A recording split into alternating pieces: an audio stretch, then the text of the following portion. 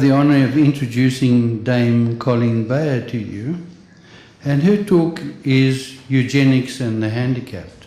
By the way, Planned Parenthood was initially a eugenics movement, and as you know, the Planned Parenthood, prior to them calling it Planned Parenthood, was the Birth Control League. Margaret Sanger was a eugenicist, but specifically she wanted to reduce the populations of the unfit. And who were the unfit in the United States? Well, they were the Negro population, they were the Irish Catholics, they were the Polish Catholics. In other words, what she really wanted and considered to be the fit were WASPs, white, Anglo-Saxon Protestants. And so that was, of course, part of the Negro project of Planned Parenthood. They liked people to forget this incredibly wicked history that they have. And of course, she was a very great friend of Ernst Rudin, the Nazi eugenicist, who went on, of course, to produce the horrors of eugenics in the Second World War and so on. So anyhow, so Dame Colleen Bayer, who I have had the honour of knowing for many, many years, she started Family Life International in New Zealand 22 years ago under the inspiration and guidance of the great Father Paul Marx OSB, who has been responsible really largely for the pro-life movement around the world. She was named Papal Dame of the Order of St. Gregory the Great by Pope Benedict XVI in November 2011. Colleen, in her usual modest way, so I heard, said that this award was not for her, but it was a papal recognition of the many pro-life people who had helped her in New Zealand. And she was so proud to have it, and we are so proud of her too. She's married to Terry, a very good friend of mine. Unfortunately, being a New Zealander and myself being a South African, whenever we meet together, his conversation is rugby. He even took me one year to the great rugby field in Auckland, where the Springboks have never won one game. And he rubbed my nose into the turf. And yeah, he still remains a great friend of mine. And they have 5 children, 4 of whom are adopted and have special needs. They have 10 grandchildren. She has extensive experience in the management of pro-life centres and has opened 4 John Paul II Centres for Life in New Zealand. She started the Therese program as part of her ministry to advocate for and care for parents who have been given an adverse diagnosis for their preborn child. She passionately believes in the value of every conceived person and has a special interest in the most vulnerable of our society, who are the unborn, the handicapped, the disabled, and the frail elderly. Need I say any more? Dame Colleen, thank you very much.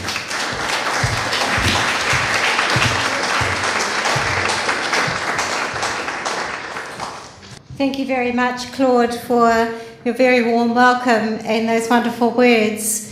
Before I start my humble presentation, I'd like to pay homage to the late Reverend Father Paul Marx, to Glynis and Claude Newberry, to Father Clovis and the Clovis family. It is through them and their formation, their guidance, their teaching, and their very, very strong faith that has enabled me to learn and to become, as Bishop Patrick Dunn calls me in Auckland, his apostle for life. So I want to pay homage to you, and I was so absolutely delighted when I arrived here today and the first person I saw was Glynis.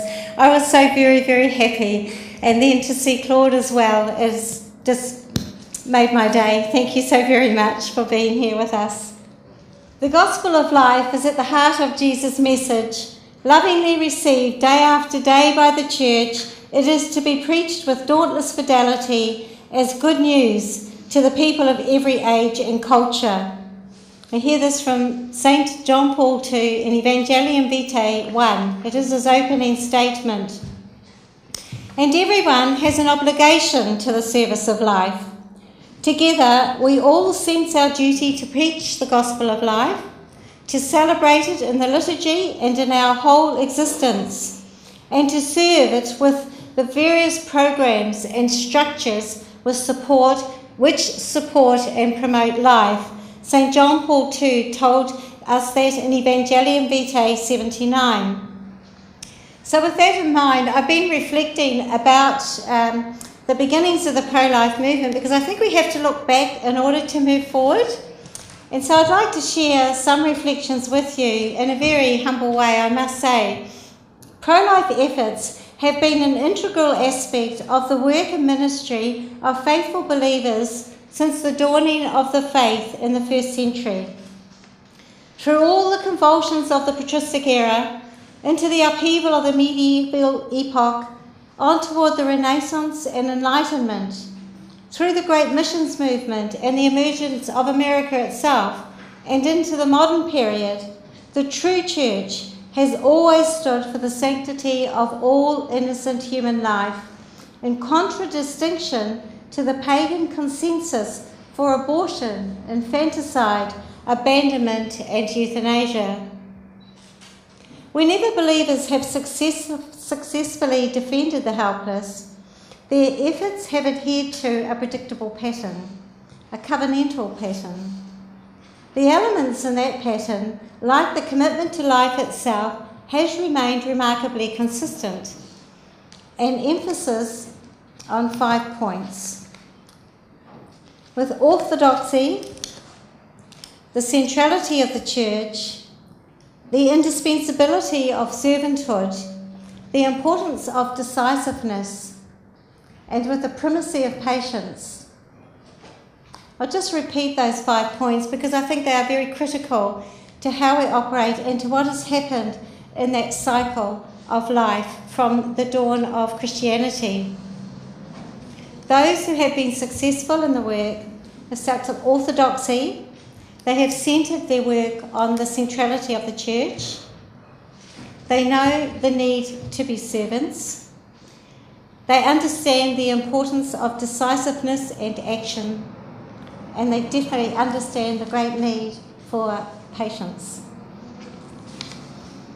In this present struggle to uphold our 2,000 year in history, it would stand us in good stead to heed this pattern, this legacy, and to reclaim it, in order to understand the present day threat to our most vulnerable, and in particular for the purposes of this presentation, those who are targeted before birth due to the apparent detection of some form of anomaly, such as Down syndrome or another disability, or disease, as the eugenicists like to call Down syndrome.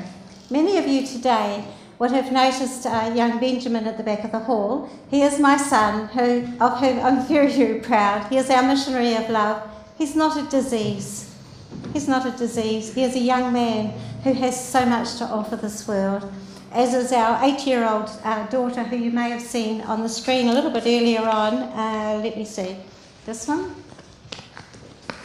You might see her. Elizabeth. Does that look like a disease to you? She's our 8-year-old daughter. She has Down syndrome. She is profoundly deaf.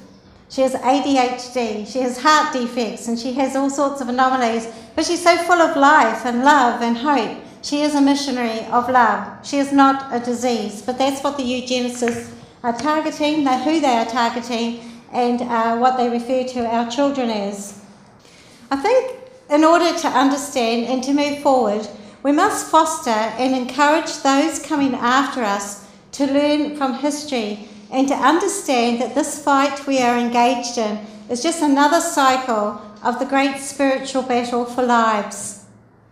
We must have a heart to learn from those who have gone before us, like the great Father Paul Marx, like Claude and Glynis Newberry, those who know. They've been there, they understand the issues. If we are indifferent to those who went before us and who actually existed, how can we expect to be concerned for the well-being of those who come after us and who only potentially exist? In George Grant's book, The Third Time Around, he refers to that which I have just shared with you. He shows clearly that great peoples, saintly peoples, have stood firm, taught us, and have kept the strong thread of life, faith, and family interwoven with the wisdom of Mother Church and the living out of our daily lives. And some examples of outstanding defenders of life have been G.K. Chesterton, one of the most faithful defenders of life against the onslaught of neo-pagan modernism. Pope Pius XI understood the implications of the Malthusian heresy. Cardinal Pacelli successfully succeeded Pius XI and continued the great work of his predecessor against the ideologies of the Nazi movement to exterminate the vulnerable. Bishop Clemens Count von Galen also condemned the Nazi extermination of the handicapped. And in more recent times, we have such role models as Blessed Mother Teresa of Calcutta, Dr. Jerome Lejeune, St. John Paul II, and as I just mentioned, Father Paul Marx and Pope Benedict XVI. They have each stood firm on teaching against succumbing to the modern day culture of the new eugenics movement and the culture of abortion, infanticide and abandonment. Eugenics was defined as the study of all agencies under human control which can improve or impair the racial quality of future generations. This was said by Galton back in 1883. A lot more recently, at the Pontifical Academy for Life General Assembly at the Vatican in 2009, Pope Benedict XVI addressed this assembly with these words: "Man will always be greater than that which makes up his body. In fact, he bears the power of thought which is always directed towards the truth about himself and the world." He cautioned against a devastating new form of eugenics that discriminate against the sick, the disabled, or even worse, go so far as the selection and rejection of life in the name of an abstract ideal of health and physical perfection. Pope Benedict, in his address, also urged those present to reinforce the culture of acceptance and love, which testify to solidarity with those who suffer, knocking down the barriers often set up by discriminating against those who are sick and disabled. This particular assembly brought home to me two main points that I had in reality already been experiencing at our crisis pregnancy centres.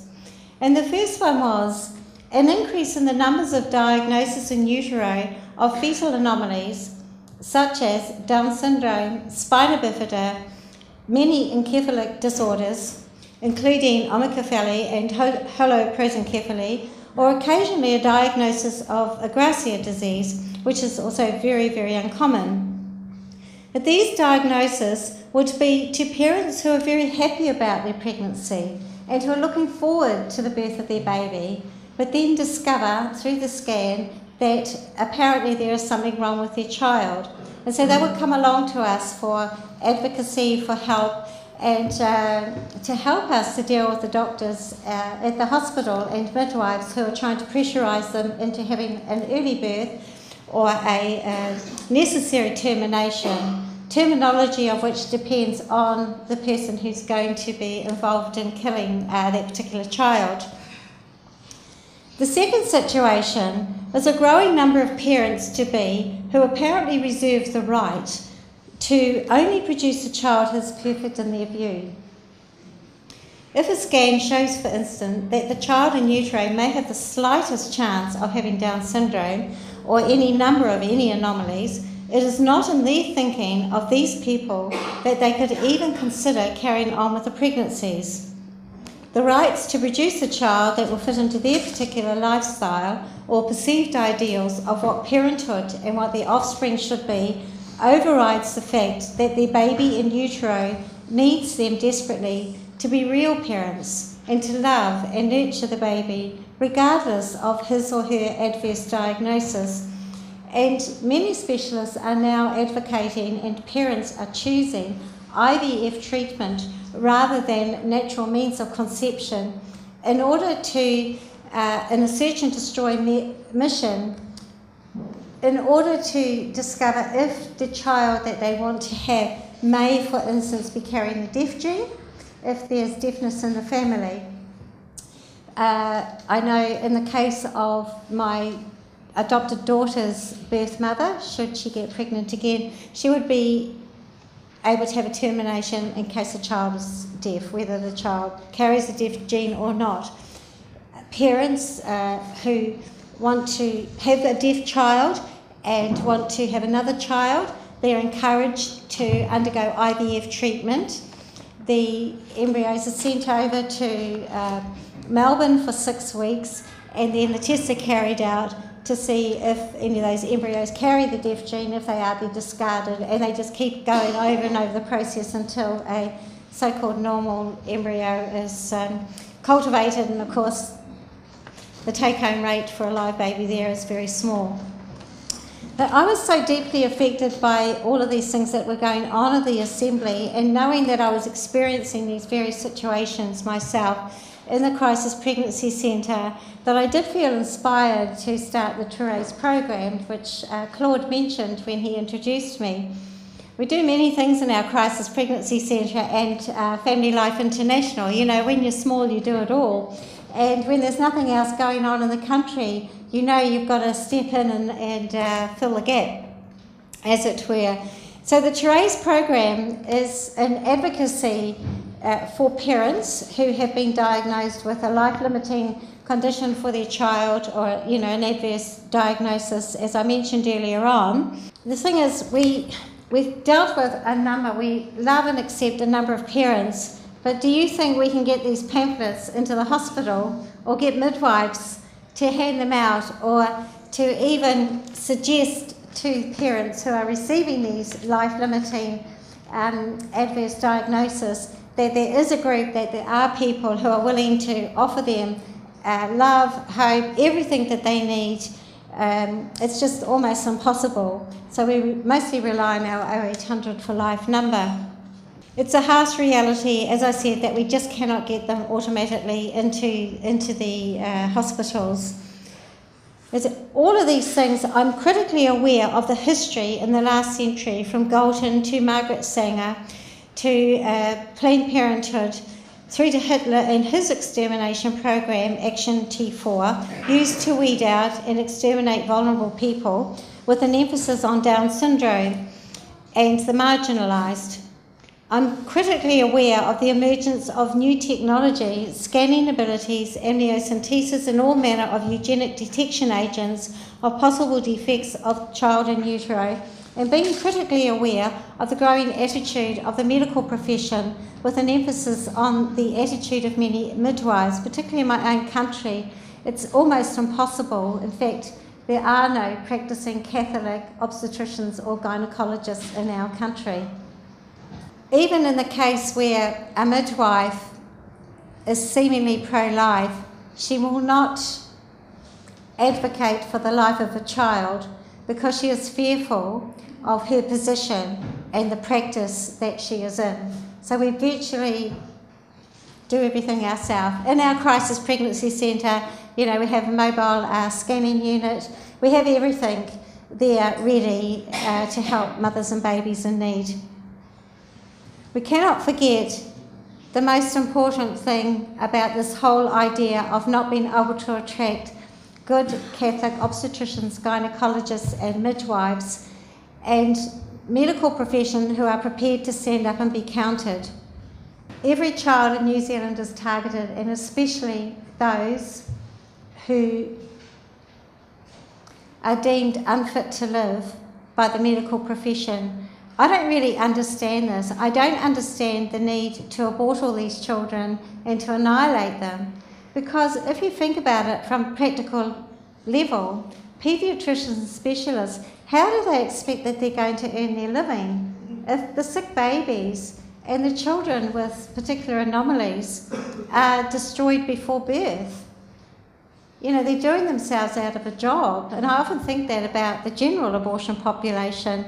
You know, all the children's clothing shops and toy shops. I mean, you know, if you heard what Andy Pollard had to say earlier on, I mean, they're not going to have any business, are they? Because we're not producing the children. It doesn't make sense. I'd like to tell you just briefly about one of our mothers, and she was on the screen a little bit before, and you may or may not be able to see this, and I apologise for not having a great big picture, but I'd just like to introduce you to Sonia. Now, Sonia had come to our centre on a number of occasions, and she had more than one abortion. She started to pick up the threads of her life and discovered again that she was pregnant. And she was very happy this time, and she so much wanted this baby. She could see this baby and her social work training that she'd engaged in as a new life, as a new pathway for her to follow, stepping up in life and becoming the person that she really wanted to be all the time. Not long before baby was due to be born, she discovered through a late scan that her baby was very sick. It was non-specific, and there was no label given to the anomaly that this child had. And the natural instinct kicked back in her to go and have a very, very late term abortion. Because in New Zealand, you can have an abortion right up to the baby's birth if there's handicapped, or if the child's going to be handicapped in their view, or there's going to be undue stress on the mother. And so therefore, Sonia, we talked to Sonia, and we just loved her and said, your baby needs her mummy. You've come this far. Just love baby, you're nearly there, and see what happens. And in Sonia's case, she had her little Gabrielle for 1 week. But during that week, she was able to love her, protect her and nurture her, and just hold her and talk to her and give her her name. And she was baptised. And when she died, we had a little funeral in the chapel at the John Paul II Centre for Life. And we just had a little coffin, and it fitted on the little coffee table actually in front of the altar. And she was given a beautiful funeral, and her Hindi relations came to the Mass. And there was only one thing that Sonia asked for at the time. She wanted a real funeral card. She didn't mind about the humble thing, that she loved having the Mass, and she loved the fact that little Gabrielle was baptised. And so it was quite funny, because we have a very humble centre, but then this big funeral car arrives to take this little wee coffin down the road to the local cemetery. But who cares? You know, this was the most natural thing, it was the most healing thing, and this little child was loved and nurtured by her mother, and it was very healing for her mother. And so that's what we do in the Therese program when we're able to, and when we're allowed to. But under that umbrella of the Therese program, we've also started the Missionaries for Love, because as we know, Down syndrome people are very targeted, as they were in the reign of Hitler. And I'm going to tell you a little bit about that in more depth. The Missionaries of Love are people who have escaped the net of the new National Screening Unit and actually have been able to be born, and older people with Down syndrome, because we recognise their great act, their great being of unconditional love capability. Our son Benjamin has a t-shirt on with a heart, and it says, "I love my life," and on the back he's got all the stars reaching for the sky, and it says Missionaries of Love. Because by their very existence, people with Down syndrome are very naturally loving, kind people. They bring joy and hope and patience into a world of selfish beings who want everything for themselves, and that's not the case with our children. They are the most self-giving, most loving people, and just by their very existence, they are missionaries for love. But we try and bring them a little step further to be the very best person they can be, and to serve at Mass where they can, and if they can't, to be greeters at the door, to hand out the pamphlets, to be there to say hello, to help in every possible way that they can, because generally speaking, they're very, very spiritual children. And I'd like to be able to say that about Benjamin today, and I was going to tell you about how deeply spiritual he is and how much he loves going to Holy Mass and doing and praying, and that's generally the case. But today he's been quite stubborn and decided he was going to sit in the same seat all day, have his peanut butter sandwiches and use his iPad, so I can't really show off about his spirituality. But that's okay. I'm going to share with you some thoughts of a friend of mine, Mike Sullivan. He's the founder of Saving Downs in New Zealand. He himself is a father of a young girl, Rebecca, who has Down syndrome, and Rebecca is the only child. And he says it's one of life's great paradoxes that the most gentle, loving and enduring amongst us has always been the target of the eugenicists, those with Down syndrome. The very people who embrace those defining human qualities of unconditional love and compassion so needed in this age. Eugenics has been resurrected under the guise of prenatal health care, reproductive choice and human rights. It is inflicting serious harm on our unborn children, parents and the disability community. The Down syndrome community is the first in line now, as it was in 1939 at the start of the Holocaust. Through the Action T4 program, which I mentioned earlier, from 1939, over 70,000 disabled people were exterminated and killed as part of the Holocaust. That went on to include the Gypsies and then the Jews. The Nazi doctors involved were found guilty of crimes against humanity at Nuremberg, and the practice of persecuting minority groups has been prohibited under international law ever since. And this is quite important because we ended up supporting Mike to take a course to a very, very strong case to the International Criminal Court at The Hague, very recently actually, and they did pick up on it and they did do a preliminary inquiry, which was quite amazing. But the scourge of eugenics was to gain momentum in New Zealand originally in 1977 with the Royal Commission's report on abortion, some 32 years after the Holocaust.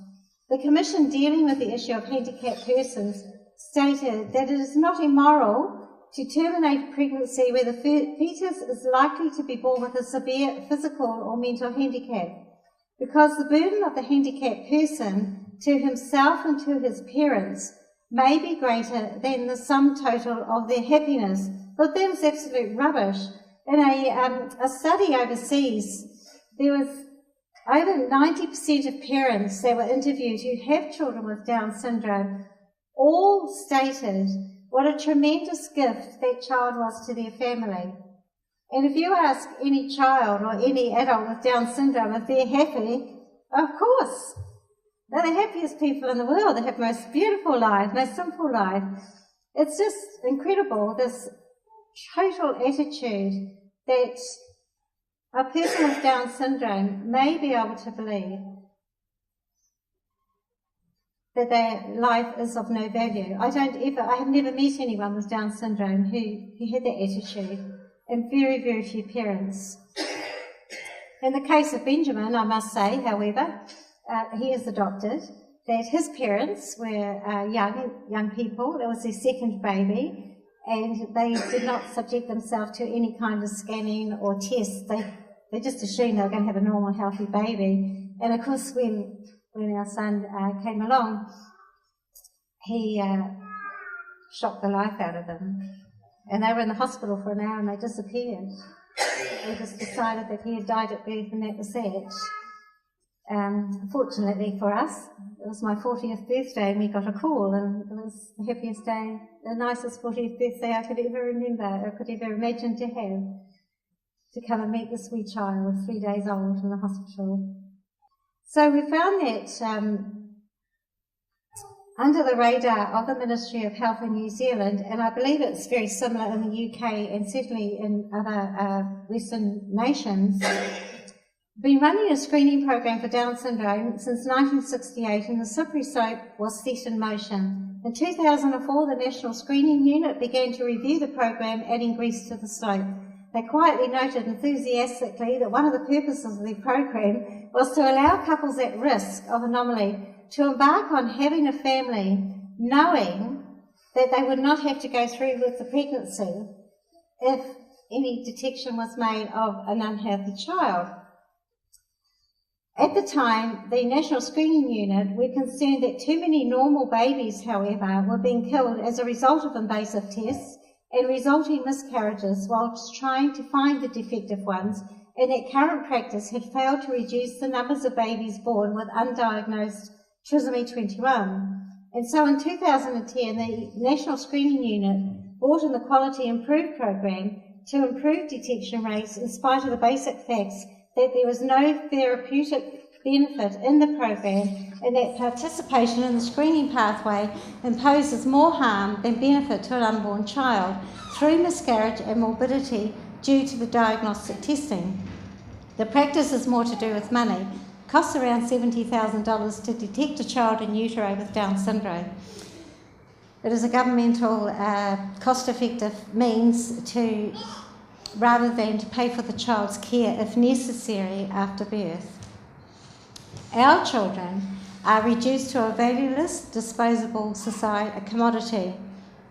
So not to be outdone, the NSU mandates that all health practitioners are required to offer screening to all pregnant women in New Zealand. We tried to make it actually mandatory, but through our lobbying and through infiltrating a lot of midwives' meetings when they were training the midwives about detecting children with Down syndrome in utero and spina bifida babies and others, they've had to retract slightly and change the wording back to they have to offer the service to all mothers. They were trying to make it actually mandatory that all pregnant women in New Zealand must be screened for possible Down syndrome, which doesn't make me very happy. And I understand for the birth parents of people with Down syndrome how they must feel to know that their children are being targeted in this way. Further grease was added to the slide with the introduction of new blood tests for Down syndrome in early pregnancy in America, and now being promoted in Europe, Australia, New Zealand and other Asian countries. In March 2010, Philippos Pastalis of the Institute of Neurology and Genetics in Nicosia who discovered the new technology, told reporters that the cheaper and quicker method of blood sampling, rather than collecting fluid from the womb, will encourage more couples to take the test and therefore slowly eradicate the disease. And that's what I was referring to you at the beginning, that our children are regarded as a disease. And I find that pretty difficult to take, quite frankly. So there we have it, no beating around the bush. It's a disease and it needs to be eradicated through killing the person before birth. Classic eugenics, worthy of Action T4 honours. But it doesn't stop there now. Through the deselecting of the unborn with Down syndrome is being proclaimed as a human right. Forget the well-greased slippery slope of eugenic screening programs and selective abortions. Bring on the playground slide for eradication as a right. I also referred to that earlier on as an experience that we received in our centre and what Pope Benedict was referring to in his address at the Academy for Life in 2009, where there are a number of successful wrongful birth lawsuits in Europe and America, where parents have successfully sued doctors for not diagnosing their child with Down syndrome in the womb so that they could have killed them. Then we had the two bioethicists in Australia argue that infanticide of children with Down syndrome would be permissive as such children might be an unbearable burden in the family and on society as a whole. I don't really think that they are bioethicists. I think a more appropriate name for them would be eugenicists. And then there was a case before the European Court of Human Rights seeking to declare a fundamental human right to kill one's unborn baby just because of Down syndrome. This goes beyond the current possibility for abortion under European states that it's subject to various controls, as is the law in New Zealand, and seeks to establish the practice as a fundamental right. Faced with the danger of prenatal screening and elimination becoming enshrined and consecrated as a human right, the European Down syndrome community launched an urgent mobilisation to petition the court. The petition appeals the conscience of the court and to European institutions to recognise the humanity and protect the right to life of people with Down syndrome and all disabilities. Recognising as a human right the elimination of children with Down syndrome before their birth would stigmatise a human group selected on the basis of their genetic difference. A favourable ruling would simply deny the humanity of the persons with disabilities and set up the law and mechanism for their elimination. Already, the systematic elimination of children with Down syndrome children in Europe, United Kingdom, America, Australia and New Zealand constitutes a real violation of human rights. The race is on for every genetic marker to be detectable in uteri to enable deselecting of our unborn. What is at stake now is how we define humanity. We can choose to embrace human life as ordained by Almighty God, or descend into the deselecting of the human race in a relentless pursuit for perfection. Family Life International has worked in cooperation with Mike to host a conference called Define Eugenics, Loving Every Child. At this conference, expert speakers Janet Lord from New York, Dr. Deirdre Little, Australia, Rita Joseph, who has had extensive experience in the United Nations, were all keynote speakers at this groundbreaking conference. Prior to the conference, we lobbied every midwife and GP in the country. I made mention of that earlier on. We invited them to participate in the conference, and we also put out a fact sheet of 11 facts for doctors and midwives regarding Down syndrome, and we sent it to every single midwife and doctor in New Zealand, every single one of them. We made personal invitations for them to come to the conference, and at that time, just prior to our conference, they had a series of training workshops right throughout the country. And so me and Ben and Elizabeth, we hopped in the car and we went to a lot of those meetings, and we just kind of walked in, and as they were getting all ready to have their groupie meetings and start talking about, you know, this, at the time, mandatory testing for Down syndrome, I said, you know, just before you start your meeting, I'd love to meet you. I'd love to introduce you to my son Benjamin and to our daughter Elizabeth. These are the people that you want to annihilate and exterminate. Please look at them. They're real people. And, just go around and stay in a hotel for the night and take them somewhere else and just gate crashed all their meetings. And to try and, I think it was really, even if there's one midwife, that it pricked a conscience, or just say, well, yeah, there's something here, we should discuss that, and she's gone. And that was really the motivation for that. So we did that, and we had the conference, and then from that we actually supported Mike to prepare his case and send it, as I said earlier on before, to the Rome International Criminal Court, the ICC at The Hague. And we didn't really think that they would even open it up and look at it, but a few months later they actually did send notification that they were going to at least give a preliminary look and examination of the case. And if anyone is interested, I actually have got the workings and the whole wording of the case that was put forward.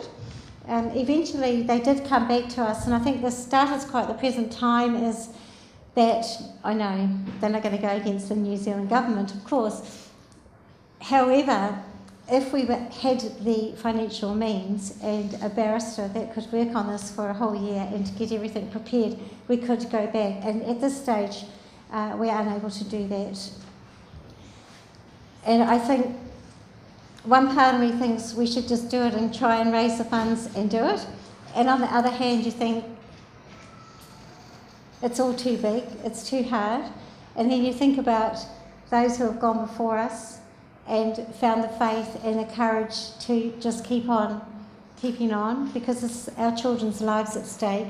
And one of the massive things that really, really concerns me, for people in particular with Down syndrome, they are a measurable grouping of the population. They're very easy to target for the National Screening Unit.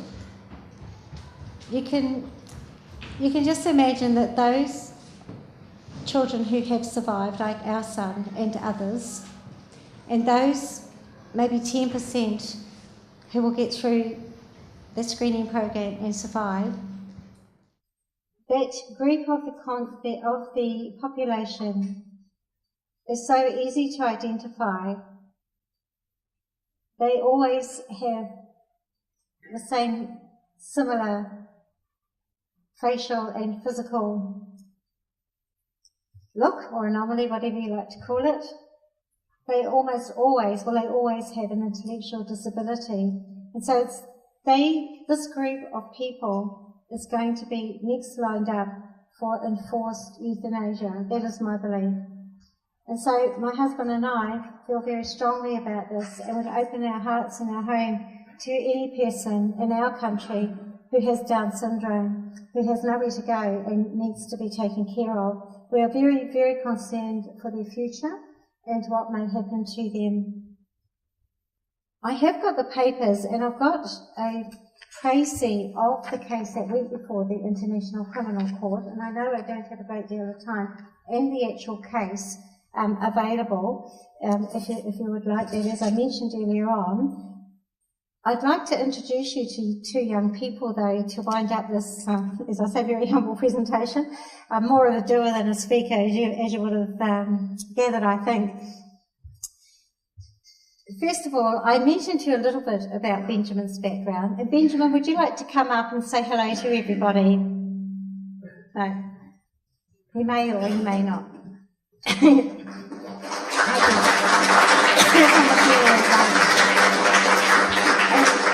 I'd like to briefly tell you a story. It's not really a story, it's actually a real situation. I have a very brave mother here from South Africa and her son Benedict, and I have permission to tell you a little of their story, some of their story.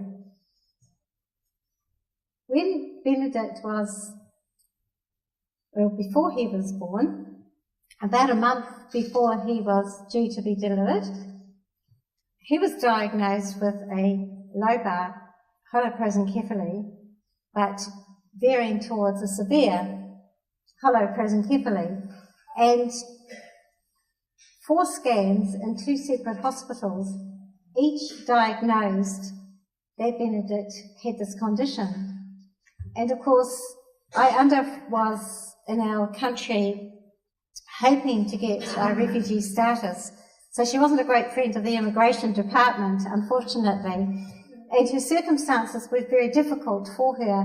So the hospital determined that this child should not live. And I was there for all of the meetings, and I was with Ayanda throughout her whole sorry situation for the month before her baby was born. And it was at the time when Pope John Paul II was very ill and dying, coming up to Easter of 2005, and Pope Benedict was about to be elected.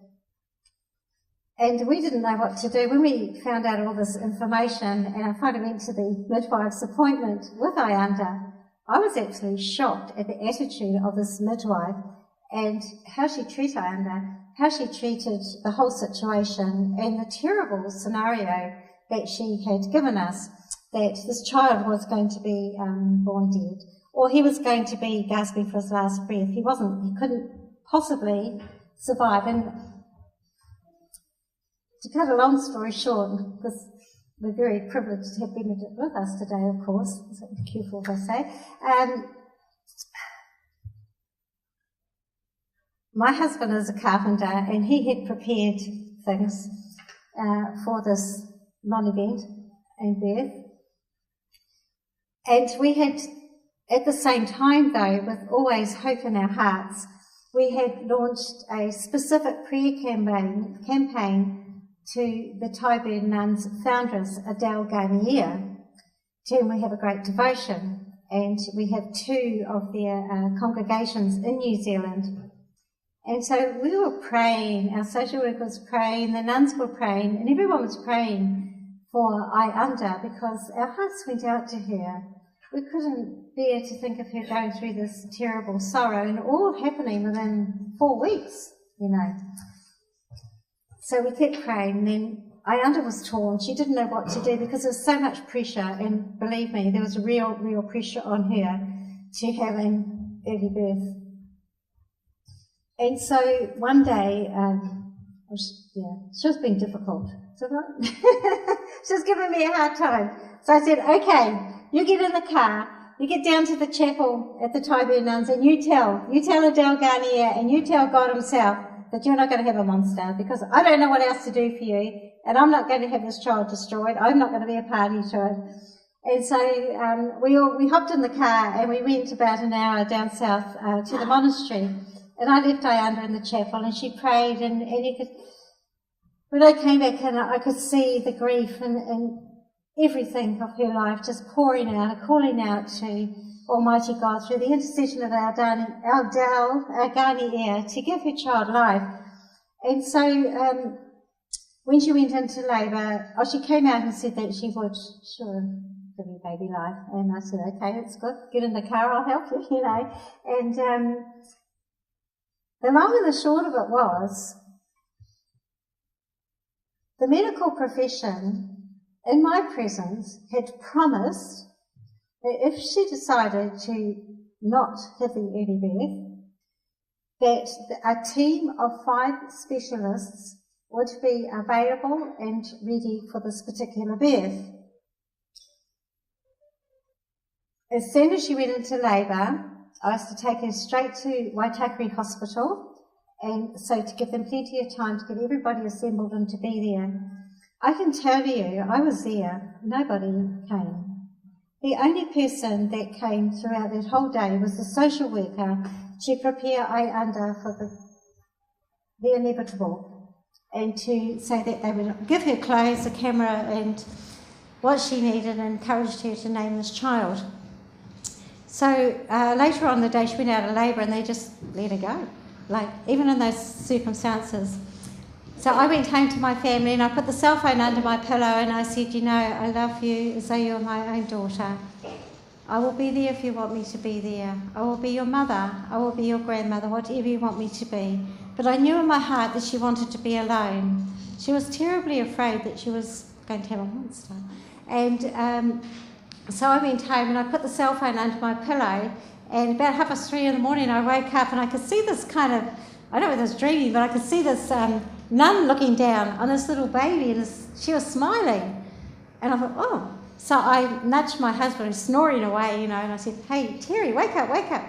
And I said, Mother Adele Garnier's here. I can sense her presence and she's smiling on this baby. I think Iunda's had her baby, or is about to have her baby.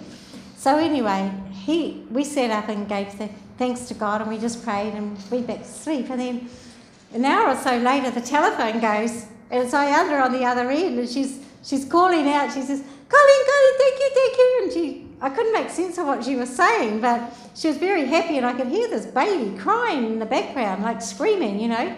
And she just didn't seem to be able to feed him enough. He seemed to be starving hungry. And I thought, oh my gosh. And by this time then, the Missionaries of Charity had also arrived at the hospital because they were going to baptise this baby, you see. Well, they did anyway. And it was the same day that Pope Benedict's election had been, announced. And so their family, without my knowledge, had decided they would call this child Benedict. Benedict, would you just like to stand up? Because I'd like to introduce you to everybody. And so, of course, on Pope Benedict's anniversary the other day. Benedict, come up. Benedict had his 9th birthday.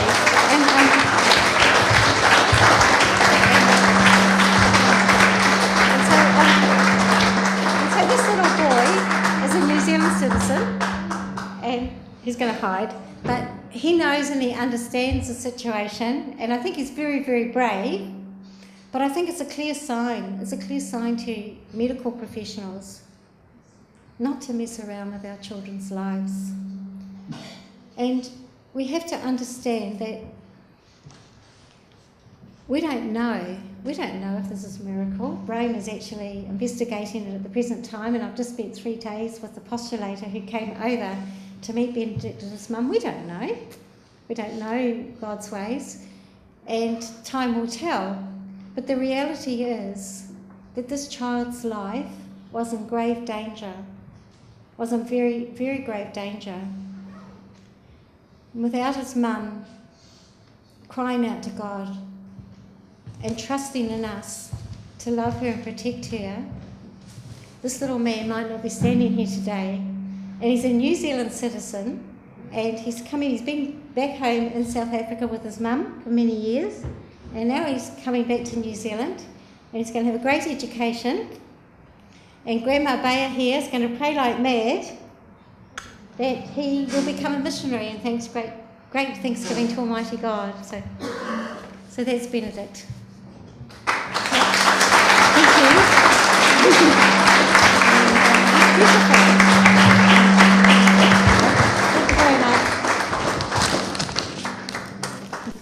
There's just one final thing that I wanted to share with you too.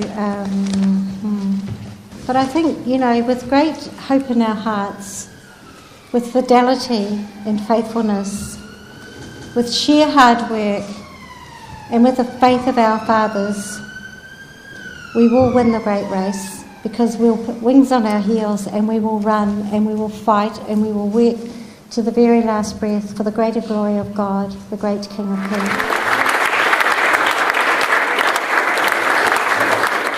I'm really sorry, we only have time for one question. I don't know what the question will be. Anybody want to ask Colleen a question? I see nobody. Let me just tell you some little tiny thing. 2 points. Mother Teresa of Calcutta, in my presence, I heard her say this. She was talking about the destruction of the cities of Sodom and Gomorrah. And she was talking about Abraham bargaining with Almighty God for these just men. Bring me 50 just men, 40. 30. Mother was very humorous. She said, and in typical Jewish fashion, Abraham bargained the number right down, as you know the story. Anyhow, she said, now who are these just men? Who are they? And she looked at an audience, huge audience, and she said, not you. And then she said, not me. So who are they? She said, who are the just men? They are obviously the sinless ones. And who are the sinless ones? Again, she said, not you, not me. She said the sinless ones are those unborn children, little children before the age of reason, and the seriously mentally handicapped. And she said, this is an umbrella of protection for all society against the justified wrath of Almighty God. And we are removing that umbrella of protection. Finally, one little comment, another little story. I didn't hear this personally, but it was told to me by a priest. He said, Mother Teresa opened a home for people with HIV, AIDS in New York.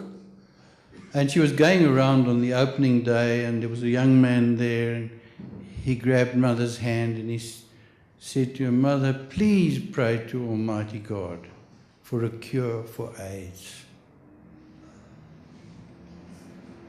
Mother said, "I have. And God told me that the one He sent has been aborted."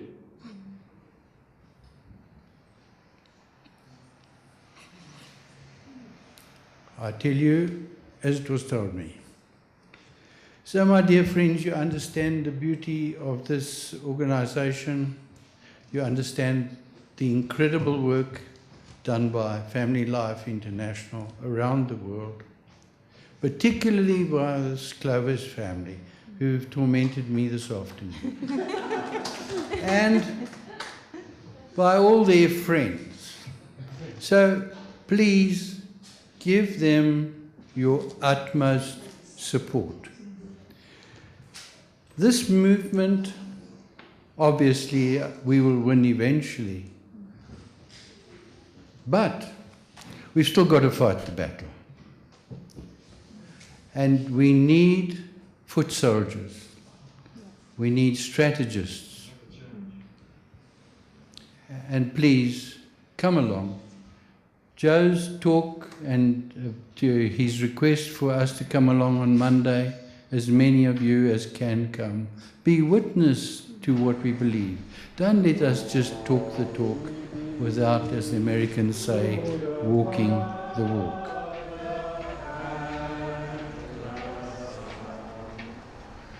Ave Maria,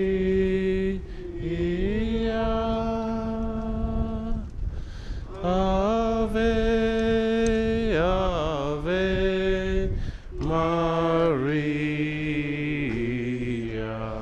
So, my dear friends and dear Colleen, thank you very, very much for our wonderful talks, our wonderful speakers today. This tremendous evidence of this little boy. By the way, Colleen's so tough that the Catholic Bishops' Conference moral theologian advised that that child be eliminated. I kid you not. She phoned me in South Africa. And so she fought against the moral theologian advisor, not true, Colleen, of the Bishops' Conference in New Zealand. There he is. Finally, contraception. I have a little freedom to speak because they haven't paid me for doing this today. So this is payback time. If they interfere with me, please, strong men, come to my assistance. When you think of the tragedy that we are in the modern world, when you think, and I'm on the theme of Catholic theologians, I'm on the theme of the tablet permitting article after article after article denigrating Humanae Vitae, contradicting Humanae Vitae, and other things besides. Never contested by the Bishops' Conference. Never a talk on birth control. Never a talk on its evil.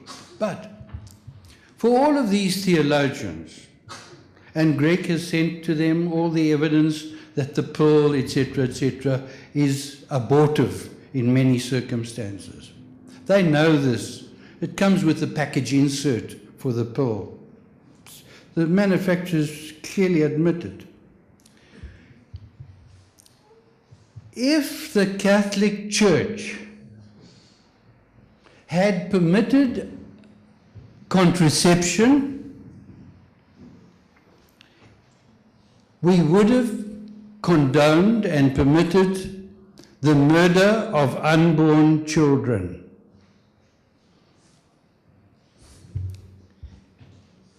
that we and we alone have withstood this must surely be the most powerful evidence of the presence of the Holy Spirit. That others have caved, they buckled, and worse. So, my dear friends, let us remember that we're on the right direction, that Almighty God, we're on the side of the angels and saints. And so, inevitably, we just have to stand and they will fall. It might take a long time, but let's never stop working towards the fall of the great Satan. Falling from the sky, the demon collapsing to the earth, and the people of life being rewarded. Thank you very, very much indeed. And again, Dame Colleen, thank you very much.